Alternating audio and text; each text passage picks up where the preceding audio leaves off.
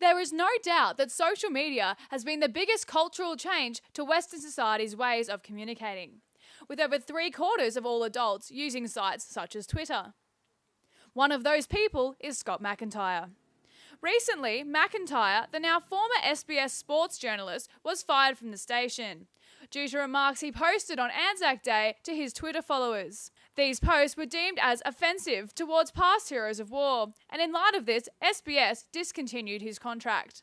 Andrew Dodd, former journalist for the ABC, is a fan of using social media to both alert people about stories he is undertaking as well as expressing opinion. Dodd says that he doesn't believe that anybody reading McIntyre's tweets mistook that opinion as a representation of the SBS. Although agreeing that the opinions were expressed on a poorly chosen day, Dodd says that the SBS's removal of McIntyre as an employee is an overreaction. I think he was unfairly dealt with. I don't think he should have been sacked. I think what he did certainly offended some people, but I don't think that journalists shouldn't offend. I think part of our job is to say things that are uncomfortable. But social media experts think that users of these sites should be wary of what they put online. Zoe Wyatt, a social media consultant, says that people need to get smarter about their use of technology. I'm often staggered how little people generally know. And I used to say, we're older, we should know better. I'm obviously not 21 myself, but I think really people are grappling with the technology. And again, in a lot of cases, I think people feel like with Facebook, particularly on your personal profile, it's your personal space. It's not, it's a public space.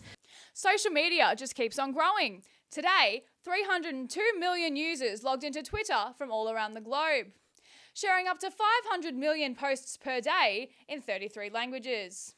According to the social media giant, 80% of this activity is uploaded from smartphones. This ease of access may have been what got Scott McIntyre in trouble.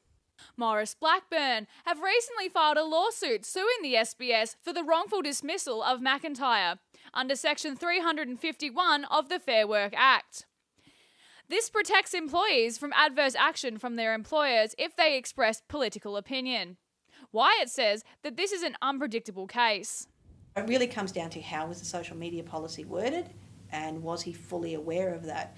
Whether or not he was fully aware of the implications of his personal actions then brings a third layer into that. So it'll be interesting to see how he comes out of it. And Dodd agrees. Well, I think what this highlights is that most organisations have very loose social media guidelines. That's still a really untested area, and there's a lot more mistakes to be made by a lot more people before we work them out. Jane McNaughton reporting.